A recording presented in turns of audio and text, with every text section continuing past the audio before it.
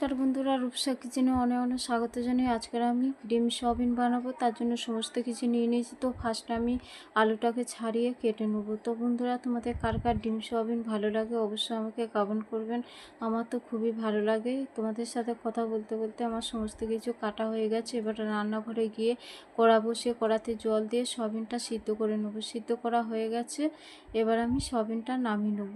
তারপরে কড়া গরম হয়ে গেছে, কড়াতে তেল দিয়ে ডিমটা ভেজে নেব। ভাজা হয়ে গেছে, ডিমটাকে চার ফালি করে তুলে নেব। তুলে নিয়ে ওই কড়ার মধ্যে আরেকটু তেল দিয়ে সয়াবিনটা আমি ভেজে নেব। ওর মধ্যে দিয়ে দেবো নুন হলুদ দিয়ে হালকা করে ভেজে নিয়ে তুলে নেব।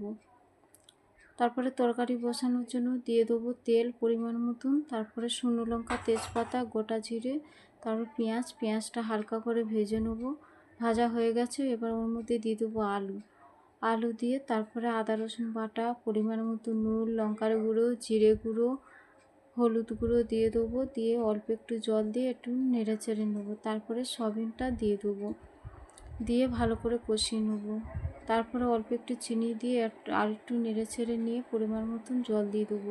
ঝোল ফুটে উঠেছে, ঝোলের মধ্যে দিয়ে দেবো ডিম। তা আমার সমস্ত কিছু ভালোভাবে সিদ্ধ হয়ে গেছে। এবার গরম মশলা দিয়ে নামিয়ে নেবো। দেখতে পাচ্ছ বন্ধুরা, ডিম সয়াবিন রেডি হয়ে গেছে, কত সুন্দর লাগছে। এবার আমি খেয়ে দেখবো কেমন হয়েছে। সত্যি বলছি বন্ধুরা, খুবই ভালো হয়েছে। যদি ভিডিওটা ভালো লেগে থাকে অবশ্যই লাইক, কমেন্ট, শেয়ার, সাবস্ক্রাইব করতে ভুলো না। দেখা